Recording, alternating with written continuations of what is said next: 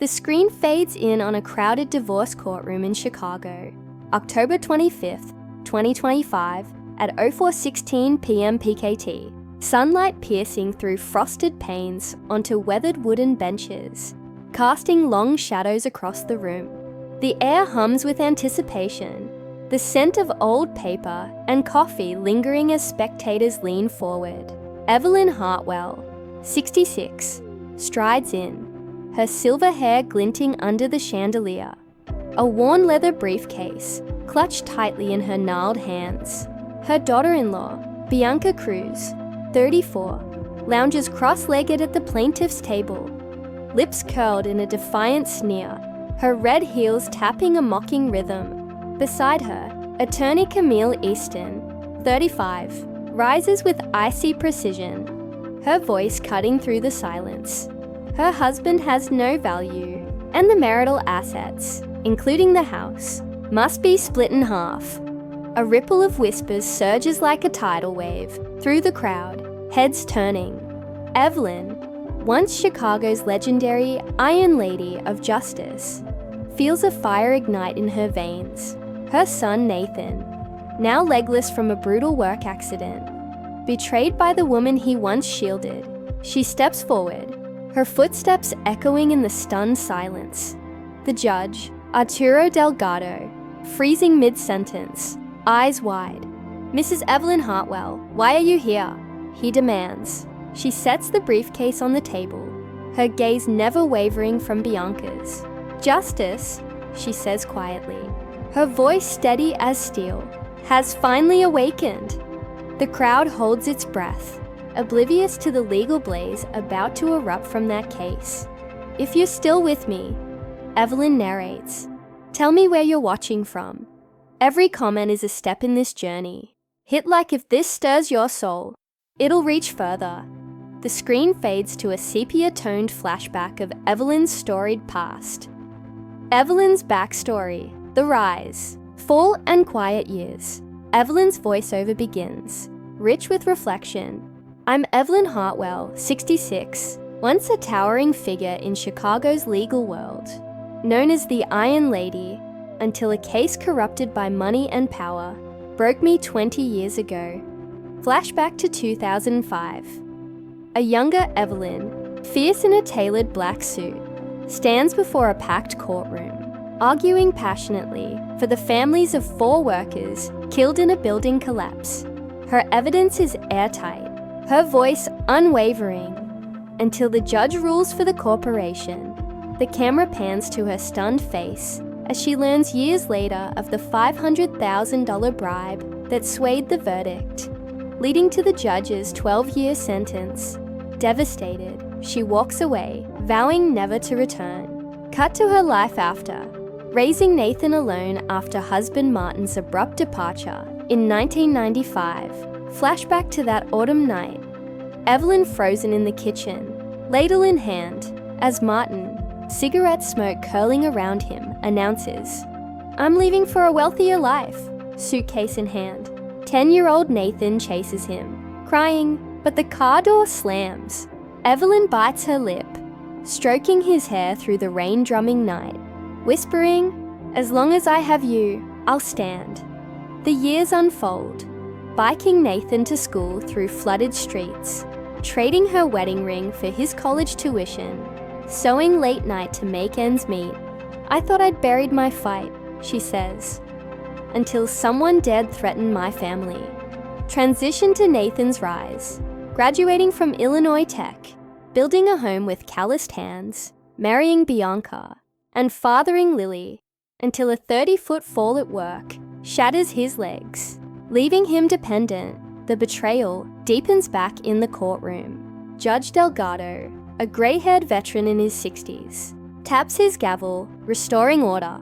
Nathan, 36, sits beside Evelyn, his crutches propped awkwardly, his once powerful hands trembling with the faint warmth of a man broken by life. Across the aisle, Bianca exudes cold confidence, her brown waves perfectly styled. Her family, mother, father, and younger brother, smirking like victors.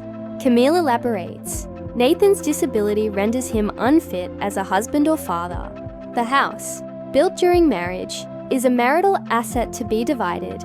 Each word lands like a dagger. Nathan's shoulders twitch, his jaw clenching until a blue vein bulges at his neck. Evelyn squeezes his hand, her pen scratching notes. Flaws in their argument. Whispers swell. Is that Evelyn Hartwell, the legend? She remains stoic, recalling her self-imposed exile after the rigged case, yet feeling the pull to act. Delgado's gaze locks on her. Mrs. Hartwell, are you counsel? Yes, Your Honor, for my son, she replies, her voice a quiet thunder. The room erupts in murmurs. Camille smirks. Returning after decades of silence, Evelyn's thin smile cuts back. Not for glory, for justice. Delgado calls a recess to verify her bar status. Nathan whispers, tearful, Mum, you're here. I'm not alone. Evelyn nods, catching Bianca's flicker of fear. At home, she digs deeper. Bianca's late-night whispers. A strange cologne on her coat. Receipts from upscale restaurants. One night, she overhears Bianca coaching Lily. Say you don't want to live with Dad, or we lose everything. Lily's choked. I love Dad, breaks Evelyn's heart. She records it, vowing to protect them. The investigation intensifies. Evelyn contacts Darius Cole, a grizzled PI from her past, now running a watch repair shop. Flashback to 2002. They win a case freeing an abused woman, cementing their bond. Darius agrees to tail Bianca discreetly. Days later, he delivers a brown envelope. Photos of Bianca with Preston Vale, a notorious real estate mogul, at the Lakeview Crown Hotel, plus Miami tickets and $120,000 in shadowy transfers. She's entangled with a predator, Darius warns. Evelyn maps the evidence. Infidelity, financial motive, child coercion. She recalls neighborhood gossip, Mrs. Davis mentioning Bianca's cozy cafe meetings, and cross-checks bank statements. The community buzzes. Mr. Patel at the corner store whispers, Bianca's changed, while Mrs. Owens, a librarian, offers support. You're doing right. Evelyn trains Nathan in small tasks, buttoning shirts, using a cane, whispering, You're still my strength. The tension builds as she prepares for court, the first hearing, a legal resurgence. A week later, courtroom 3 pulses with energy, reporters jostling for views.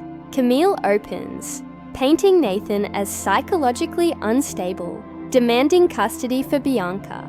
Evelyn rises, submitting the house deed, tax receipts, and maintenance records, proving Nathan's sole ownership. No commingling, she asserts. Camille counters with the commingling doctrine, but Evelyn parries. Bianca contributed nothing, only resided. Delgado nods, allowing supplemental evidence. Evelyn presents the USB recording. Bianca's coercion of Lily. Camille objects. Privacy violation. Evelyn counters. It's from a shared space, protecting a child. The audio plays. Bianca's sharp demands. Lily's tearful resistance. The room gasps. Delgado accepts it, ordering Lily's testimony with a psychologist. Bianca shrieks, Staged! Evelyn retorts, The truth stands. Delgado grants temporary shared custody, supervised. Reporters swarm, a comeback. Protecting my own. Evelyn replies, guiding Nathan out. The second hearing, the child's voice fog blankets. Chicago as the second hearing convenes. Evelyn submits the USB, her hand steady on the case. Lily, in a pink dress with a teddy bear, testifies, I love my dad. I don't want to lie. Bianca leaps up. She's manipulated. Evelyn counters. Lily spoke her heart. You showed your greed. Delgado rules the recording valid, tilting custody favor. Evelyn withholds photos and bank records, saving them for impact. Outside, Nathan hugs her. Can I get Lily back? She's finding her way home, she whispers. The press dubs it the Iron Lady's rebirth. At home, Evelyn trains Nathan in therapy exercises, recalling his childhood resilience.